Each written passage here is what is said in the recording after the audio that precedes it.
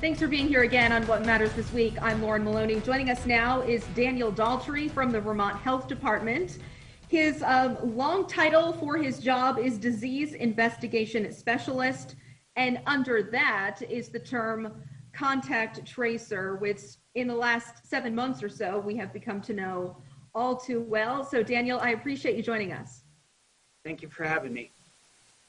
Now, this term actually is new to us, but you told me 2 minutes ago that it's actually an old term. Quite old, in fact. We've been doing contact tracing in the United States and abroad since at least the 1940s. It's one of those critical interventions that we leverage in public health. Okay. Since it's been around for so long, how has it had to adapt or change because of what we are using it for now, which is actually a new virus? Sure. The contact tracing is always something, and again, as you point out, nothing new. It is rather quite old, in fact, even dating back before the 40s, but it's something that is always paired with the bacteria, the virus, even the fungi that we are dealing with, but it's not a fungi. We want to adapt the intervention to what we know about the infection. And based upon that, we might be able to leverage testing in tandem with interviewing.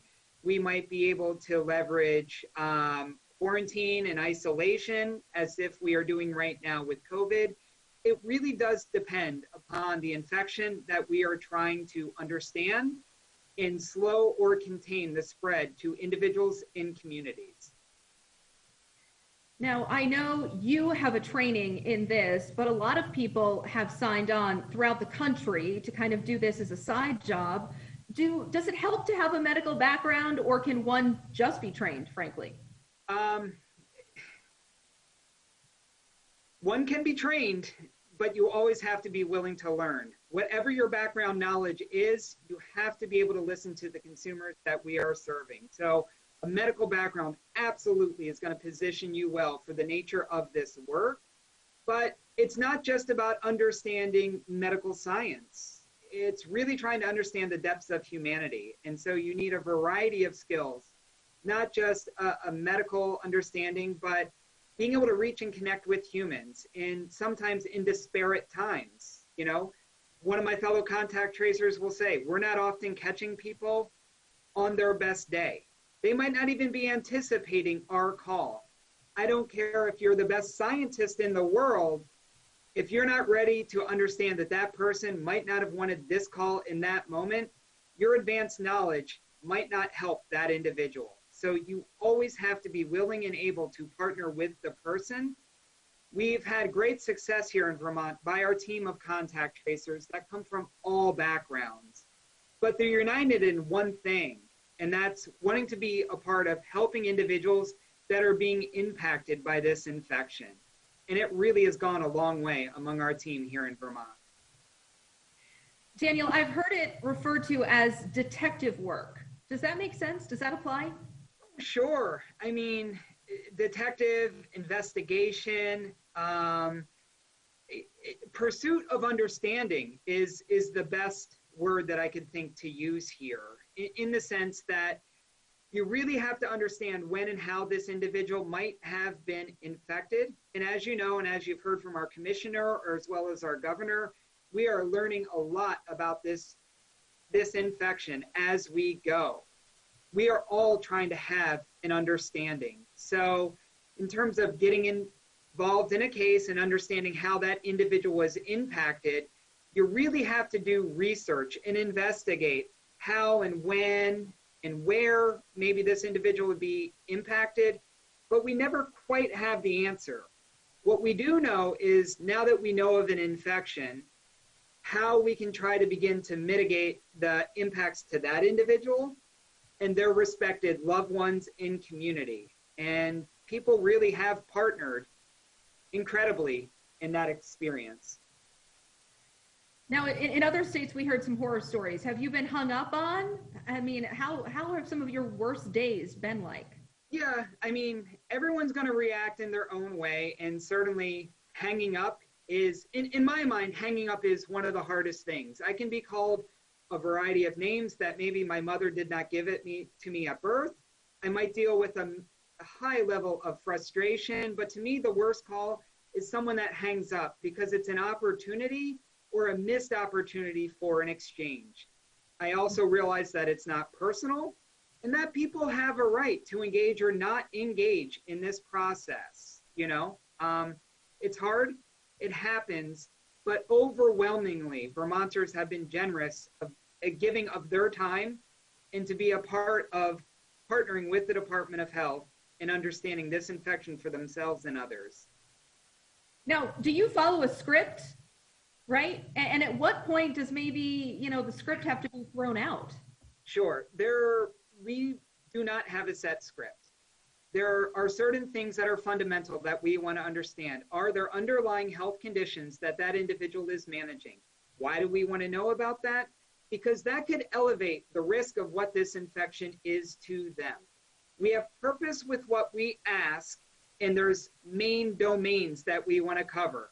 Travel, underlying medical conditions, concerns for safety. But other than that, we really try to meet the person where they are at. And I find that while some areas are using scripts and using scripts really effective, sometimes the script could get in the way of you connecting with a person.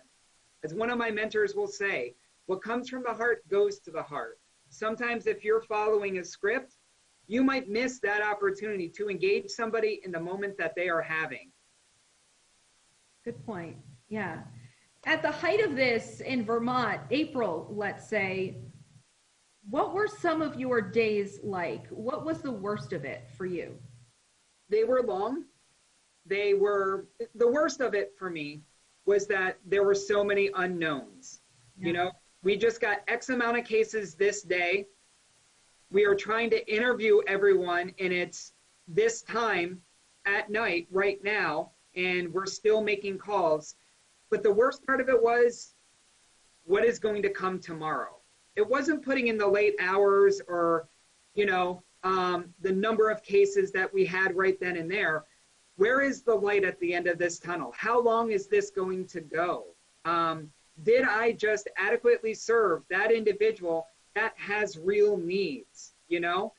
I work on a team of individuals that are doing contact tracing, and the number of times the stories we hear of how individuals are impacted, that really is hard. And back in April, we didn't have some of the information that we have now.